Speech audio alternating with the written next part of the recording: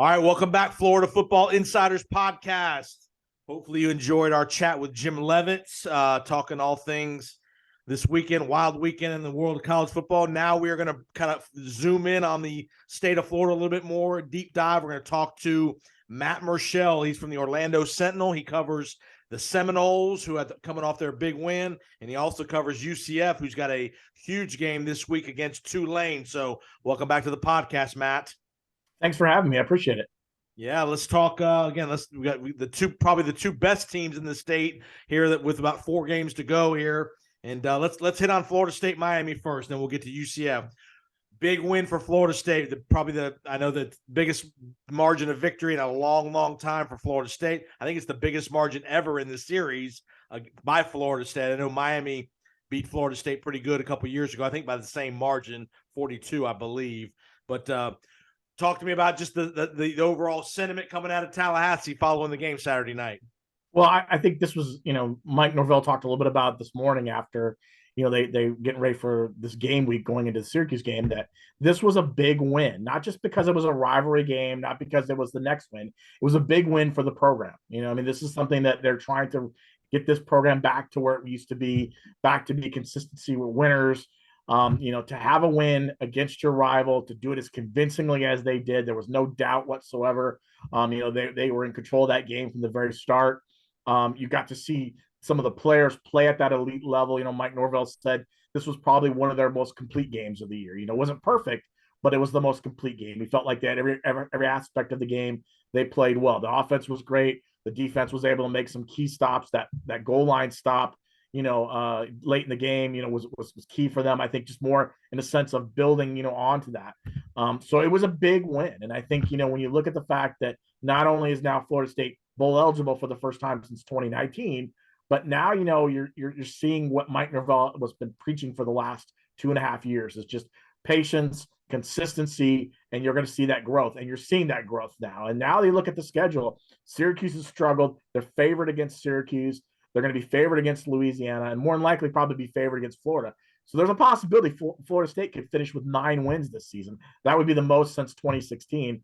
And that would be huge for Mike Norvell, not just wins and losses, but huge for the recruiting, huge for boosters, huge for all that stuff. So I think that's where you come away from this win. Not just the fact it's a rival, but what it all means for the program as a whole. No doubt. I think the recruiting aspect is huge, especially if they can beat Florida. Clearly, they'd be the number 1 team in the state this year as far as record and quality of wins and all that good stuff. And again, I was very impressed. Very businesslike. The point you made about keeping them out of the end zone at the end. I know they gave up a field goal, but to keep a rival out of the end zone, you keep holding to 3 points in their own building. A lot of Florida State fans, you could tell on TV, were in the building down in Miami, and they're starting to get some of that allure back in the program. Yeah, very much so. And Mike Norvell talked last week about this idea of he knew this going into this game, there was going to be a lot of emotion. It's a rivalry game. You look at what they've done over the last couple of years. You knew there'd be emotion there. You're on the road. You're playing in front of a hostile crowd. He was really happy today about this idea that they handled their emotion really well. There's only a couple times maybe where they got to let things get out, but they were very businesslike, as you mentioned. And that was what he wanted to see from this team. He wanted to see them understand, listen, we're going to come to this stadium. We're here to win the game. We're going to get the win, and we're going to move on. And he said even before the game, he had this funny feeling this team was going to win the game. It was just that focus, laser-like focus. You saw Jordan Travis perform like you'd like to see him. You saw Trey Benson. Your receivers played well. Your offensive line, again, has been outstanding. And the defense is able to get to, a lot of the Miami quarterbacks. They had 3 quarterbacks they had to use because of injuries. So, again, in the end, this is what Mike Norvell has been preaching the last couple of years. They're starting to see that pay off. And like you mentioned, recruiting is going to be huge. They had a lot of recruits down there. They were able to make a big impression on some of those South Florida recruits. That's going to be huge as they continue to try to add to this recruiting class, which is a top 20 recruiting class right now. And again, the other part of this whole process, especially the recruiting process, is the NIL and the transfer portal. You're going to have lots of guys from different programs looking to move on. And again, more opportunity there is at Florida State, the more chance and the opportunity that bigger time players are going to want to come to Tallahassee and be part of the rebirth of what Coach Norvell has going. You're going to probably have some guys from the Miami and Florida programs looking to move. Obviously, you have some other guys from around the Southeast some other programs that are in flux that will probably be looking to move as well. So I think Florida State will be another attractive option coming in the transfer portal. Oh, very much so. I don't think that, Mike Norvell is going to be done using the transfer portal. He's done a really excellent job the last couple of years using the portal to not only just restock the roster, but he added a lot of key depth and he had a lot of key experience and explosiveness. So I think they're going to continue to use that. He's going to recruit really hard. Don't get me wrong. He wants to be one of the top teams in the state again, recruiting wise, getting those type of players. But I think he also understands it's a new dawn when it comes to college football, and you're going to have to get those transfers. And how do you get those transfers? Well, you showcase what you're trying to do. Right. And if you do that by having these big convincing wins, and this has been an explosive offense, this is what Mike Norvell was kind of brought to Florida State to do, is bring up an explosive offense. You're going to get those playmakers. And I think that's one of the things that a win like this kind of does for them. All right, so we think Syracuse Syracuse is kind of going the other way. They started out great and really struggled the last couple of weeks. Again, tricky spot up going up to the Carrier Dome. You never, obviously it's an indoor facility, so you have to worry about the weather. But just, again, if you're Florida State, business-like, take care of business on a team that you're better than. Yeah, you would think so. I mean, listen, Syracuse is, like you said, going on the other side, falling back a little bit. They've had some injuries at quarterback. Garrett Schrader was banged up. Yep. Tommy DeVito's come in. They look around and, again, this is a team right now, Syracuse, that, has a strong defense. They're going to try to run the football. Sean Tucker is one of the better running backs in the country. Yep. They're going to try to run the football. If you're Florida State, you want to continue to do the things you've been doing that's been successful. You want to, one, get pressure on the quarterback. You want to stop their running game. And I think the thing that really stood out to me is you want to be able to find a way to keep them out of the red zone if you can. Keep them from scoring in the red zone. Offensively, you want to continue to do what you've been doing. Explosive plays. Get Trey Benson involved. Have him do some of the running that he was done. Get the ball to Johnny Wilson, get the ball to those exciting playmakers, Micah Pittman. Let them take advantage of those situations. As long as you can protect Jordan Travis, and you can kind of punch those big holes and create that running room, those gaps, I think Florida State's got an opportunity to win this game. All right, let's transition to your hometown where you're at in Orlando. UCF is right in the hunt. A very good win on the road at Memphis over the weekend. A lot of people thought that was a upset brewing to happen there. They got the huge game coming up Saturday against Tulane. Probably will decide who's in the championship game. Just give us a little sense of what's going on in Orlando with UCF and Gus Malzahn. Yeah, I going into this past weekend, I thought this was going to be a trap game. I mean, I'm not saying they weren't going to win, but I felt like this was an opportunity for them to slip up. They're coming off an emotional win against Cincinnati at home.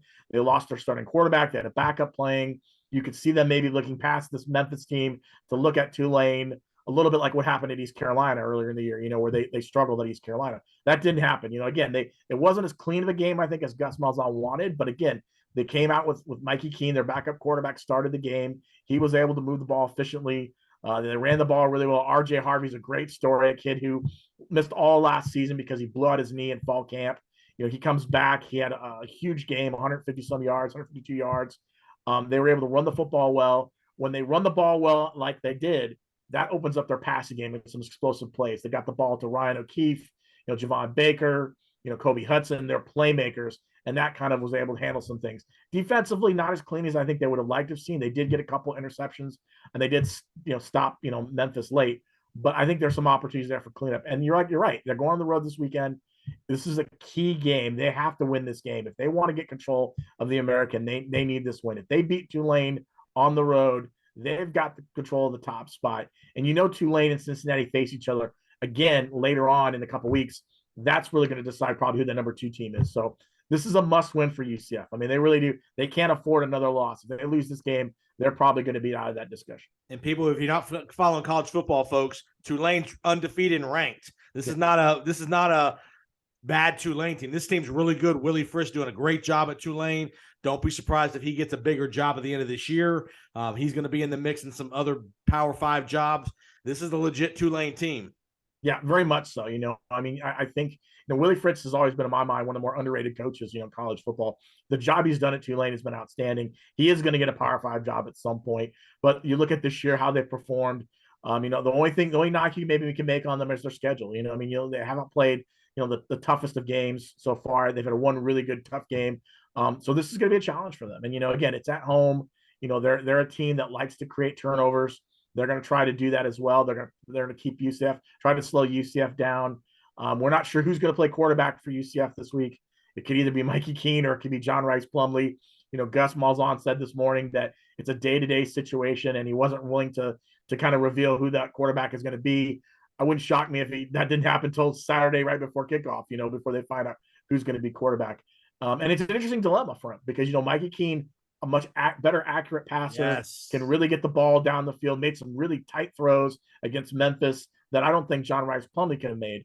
But John Rice Plumlee can obviously use his legs more. He can take off if there's pressure in the backfield, but not a very accurate passer. And so this is probably the biggest decision Gus has had for a couple of years now, is who's going to be the starting quarterback in this game. Because if he picks John Rice Plumlee, who started the first 7 games, and they lose, or he struggles and they lose, then you're going to go give it second guess from fans. You say, why didn't you stick with the hot hand? If he goes with Mikey Keene and Mikey Keene struggles, then people are going to say, why didn't you go with the guy who's your starter for the first 7 games? So it's going to be a huge challenge for Gus. I think he understands that.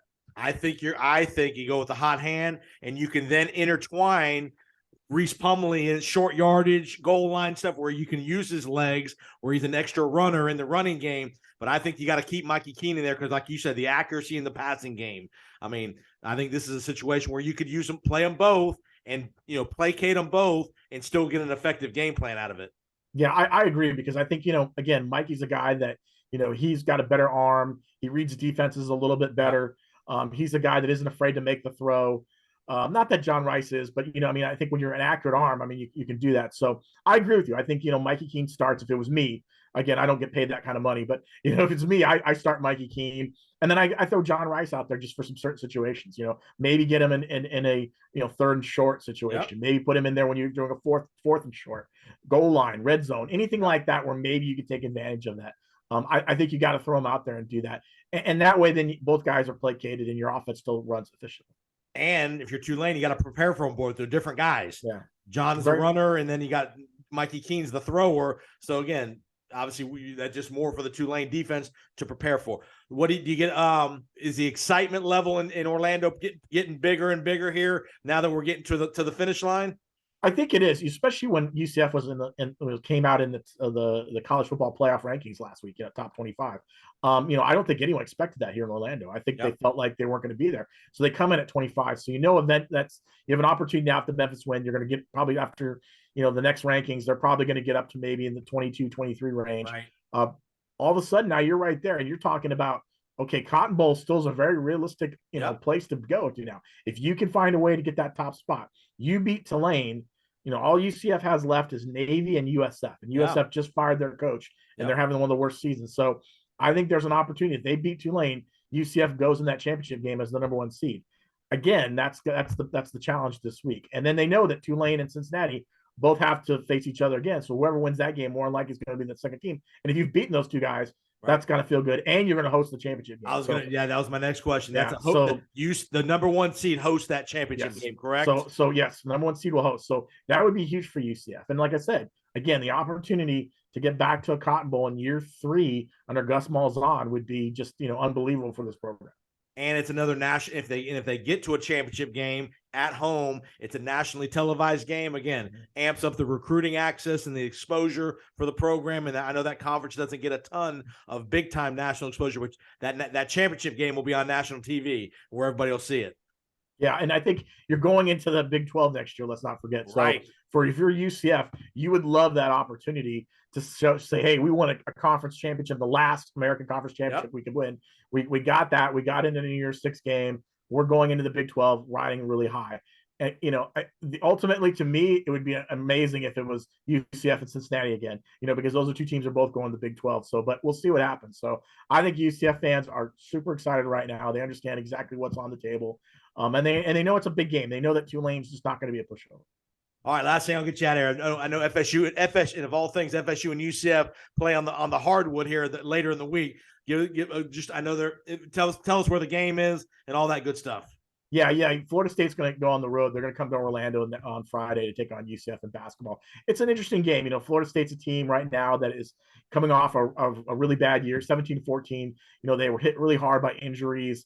They had to rely on a lot of young guys that they weren't really anticipating relying on. They had to assume bigger roles. Whereas UCF team is basically the roster's pretty much been turned over. It's a lot of young guys, a lot of guys that came into the transfer portal. So this is going to be kind of an early test to see where these 2 teams are at right now. I wouldn't know if I take too much from this game, what it means like the big picture wise. But again, the one key storyline to keep an eye on is Darren Green, who is now at Florida State. He played at UCF the last 3 years. Okay. He transferred to Florida State. He's a hot shooting guard. I think he's making his first appearance home, obviously, or first appearance back to UCF. So I'm sure there's going to be interest with that as well. All right, Matt, tell everybody where they can find your great work online with the Orlando Sentinel. Go to orlandosentinel.com, or you can follow me on Twitter at @OSMattMurschel. And if you're watching us on YouTube, the video, you can see his YouTube handle right in the back behind him, that at OS Matt Murschel. And again, Matt does a great job covering all things Orlando sports. He does a little Orlando Magic. He does lots of different things for Orlando, but his main primary focus is this time of the year is Florida State UCF. So great work, Matt. Appreciate the time. We'll probably have you on as we get ready for that Florida State game in a couple weeks. So appreciate the time. No problem. Thank you. Appreciate it. Have a great week. We'll be right back. Florida Football Insiders Podcast.